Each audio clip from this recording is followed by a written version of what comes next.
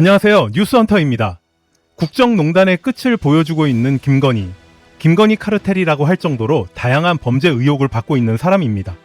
사실 의혹이라고 말하기 민망할 정도의 증거들이 넘치고 있는데요. 그런 김건희를 윤석열 대통령부터 검찰, 그리고 국힘당, 그리고 최근에는 국민권익위원회까지 윤석열 대통령과 과거부터 함께 해온 사람들의 공동 운명체로 돌아가고 있는 듯합니다. 과연 그들은 무엇을 위해 이 부부를 방탄하고 있는 걸까요?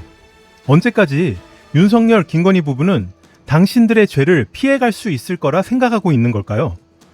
대한민국 국민 70% 이상이 이 부부의 의혹에 대해서 목소리가 커지고 있습니다. 도이치모터스 주가 조작 사건은 누구보다도 김건희가 주가 조작의 세력으로 권오수 회장과 한몸으로, 그것도 엄마 최은순까지 포함해서 작전 세력으로 23억 이상이라는 엄청난 수익을 창출했습니다. 그리고 윤석열 대선 후보 당시 김건희 본인이 직접 학력 위조, 논문 위조 등 본인이 잘나 보이기 위해 그런 범죄를 저질렀다고 공개적으로 발표까지 했습니다.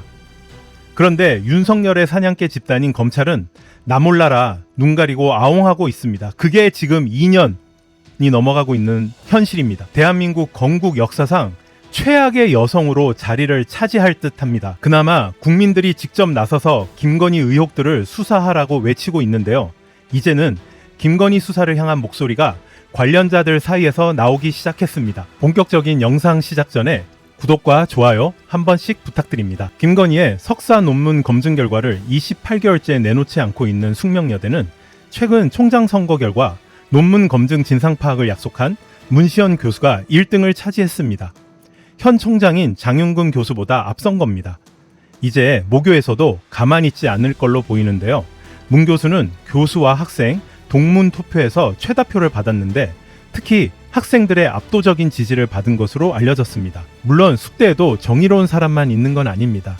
숙대 총장 선거관리위는 1차 투표에서 1위 득표자의 득표율이 과반에 이르지 못해 오는 13일과 14일 2차 투표를 실시한다고 밝혔습니다. 지난 12일 교육언론청은 숙대 총장 선거관리위가 대학 내부에 지난 11일 공개한 공문을 보면 지난 10일부터 11일까지 치른 1차 투표에서 문시현 교수가 38.99%의 득표율로 1등을 차지했고 2등은 29.66%를 얻은 장윤금 교수로 문 교수가 9.33% 앞선 수치입니다. 2020년 제20대 총장 선거에 이어 두 번째로 학교 구성원 전체 직선제로 치른 이번 선거의 구성원별 투표 반영률은 교원 82%, 직원 7.5%, 학생 7.5%, 동문 3%였습니다. 이번 투표 결과 문 교수는 교수와 학생 동문에서 최다표를 받은 것으로 알려졌는데요. 특히 학생들로부터 압도적인 표를 받은 것으로 알려졌습니다. 장 교수는 직원에게서 최다표를 받았다고 합니다. 1차 투표에서 1등을 차지한 문시현 교수는 지난 5일 성관위가 연 2차 정책 토론에서 김건희 논문 검증 지연에 대한 질문에 대학에서 정직하지 않고 비윤리적인 자유는 위험하다고 한 바 있는데요. 그러면서 논문 표절 여부 심사 결정이 매우 지체되고 있는 것은 사실이라면서 표절 여부의 판단은 독립적인 위원회가 자율적으로 판단할 사항이다. 그러나 지연된 정의는 정의가 아니다라는 법의 경언이 있다며 현재 상황을 꼬집기도 했습니다. 문 교수는 제가 만일 총장이 된다면 우선 진상 파악부터 해보고 규정과 절차에 따라서 정리하도록 할 것이다라고 약속했습니다. 한편 이날 토론회에서 현 총장을 맡고 있는 장윤금 교수는 같은 질문에 총장의 명예를 걸고 우리 대학의 규정과 절차에 의해서 모든 것은 진행되고 있다고 했습니다. 그러면서 고의로 검증을 지연시켰다는 이야기를 하는 것은 윤리위원분들에게 굉장히 모욕적인 이야기라면서 사실 이 일에는 총장이 관여하고 있지 않다. 저는 지연되고 있는 이유에 대해 매우 안타깝게 생각한다고 말한 바 있습니다. 김건희 방탄하겠다고 본인 임기 내내 논문 하나 검증하는데 2년이 지나도록 아무런 결과를 내놓지도 않은 주제에 자기 책임이 아니라고 말하면서도 잘 진행되고 있으니 믿어주고 뽑아달라라는 이 뻔뻔함은 대박입니다. 애초에 후보자로 나섰다라는 것 자체가 낯짝 두꺼운 일인데요. 도대체 언제까지 이런 비상식적인 형태를 그냥 넘어가야 하는 겁니까? 이것뿐만이 아닙니다. 국민권익위원회는 끝까지 공정하게 판단해서 내린 결론이라고 헛소리를 해대고 있습니다. 김영란법에 따라 절차를 진행했다라고 말하고 있는데요. 이 말조차도 말도 안 되는 거짓말입니다. 흔히 김영란법이라 불리는 부정청탁금지법은 공직자의 배우자가 수수의 금지품을 받았을 경우 해당 공직자는 그 사실을 인지하는 즉시 서면으로 신고하라고 규정되어 있습니다. 이뿐만 아니라 그 금품은 제공자에게 지체 없이 바로 반환을 하도록 하거나 아니면 거부 의사를 밝히도록 해야 하는데요. 이를 어길 경우 해당 공직자는 3년 이하의 징역 또는 3천만 원 이하의 벌금에 처하도록 되어 있습니다. 다시 말해 김건희의 경우 윤석열의 인지 및 신고 여부가 중요하게 작용하게 되는 겁니다. 만약 윤석열이 명품백 수수 사실을 알고도 즉시 신고를 하거나 반환토록 하지 않았다면 법 위반 문제가 발생하는 겁니다. 그런데 우리는 다 알고 있잖아요. 전 국민이 김건희가 샤넬 화장품과 디올백 그리고 고가의 술과 책들을 받은 사실을 영상으로도 보고 모든 언론에서도 다 확인을 한 그 사실을 그때 당시 대통령실 해명도 누가 들어도 다 거짓말이다라고 알고 있는데요. 참 뻔뻔한 사람들이 득실되고 있는 시대를 살고 있습니다. 그냥 뭉개고 시간 끌기 하면 이슈를 다른 이슈가 덮어서 없어질 거라 생각하고 있는 듯합니다. 윤석열 김건희 부부는 반드시 수사를 받고 거기에 해당되는 벌을 반드시 받아야 합니다. 최근 검찰이 판결이 나오자마자 이재명 대표를 추가 기소했습니다.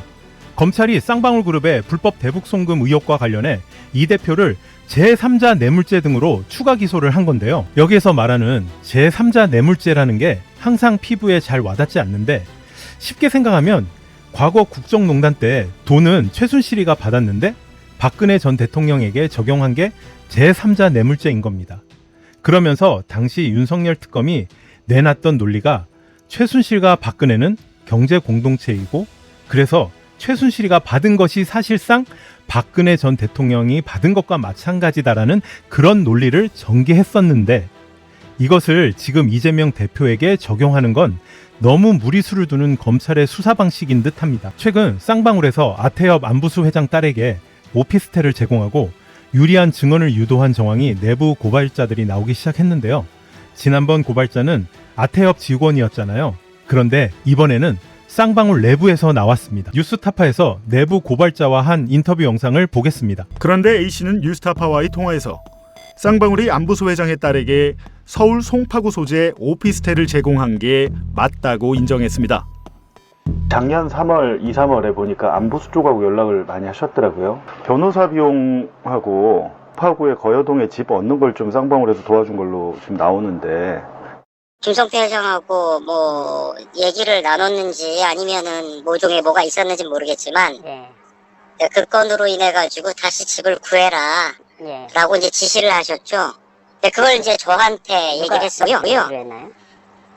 그거는 뭐 김성태 회장이 지시를 할 수가 없는 상황이니까 그때 당시에는 한국에 없었을 테니까 뭐 정확한 기억은 안 나는데 김성태 회장을 대신하는 자들이라고 표현을 할게요. 그 집을 구해주라고 지시를 한 거네요. 네. 그러니까 거여동에 오피스텔이더라고요. 네, 거여동에 뭐 그러면은 비용은 얼마를 들여야 되는지 가이드라인을 줘라. 처음에는 뭐 저렴하게 네가 알아서 해. 그래서 이제 딸하고 수차례 이제 통화를 많이 했었죠. 원하는 지역이 어딘지. 그리고 뭐 방은 뭐 예를 들어서 원룸이 필요한 건지. 그룹 윗선의 지시로 자신이 직접 안부수의 딸과 접촉했고 오피스텔도 얻어줬다는 겁니다.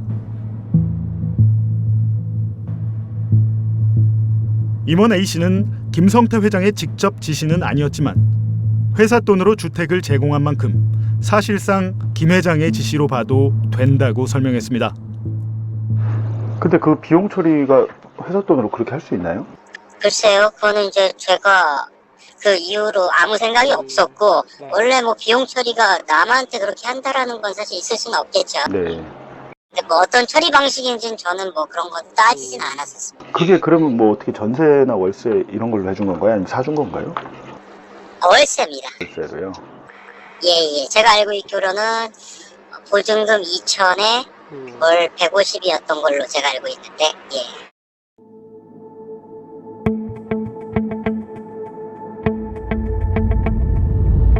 쌍방울 임원 A씨의 증언을 정리하면 지난해 1월 김성태 회장이 태국에서 체포되기 전에 안부수의 딸에게 집을 해주라는 윗선의 지시가 있었고 지난 2월부터는 구속 상태였던 김성태와 안부수가 수원지검에서 수시로 만난 장면을 직접 목격했으며 3월 말에는 실제로 쌍방울이 안부수의 딸에게 송파구 오피스텔을 제공했습니다. 그리고 4월 공판, 쌍방울이 안부수에게 주택을 제공한 뒤 열린 첫 번째 공판에서 안부수의 법정 증언이 바뀌었습니다.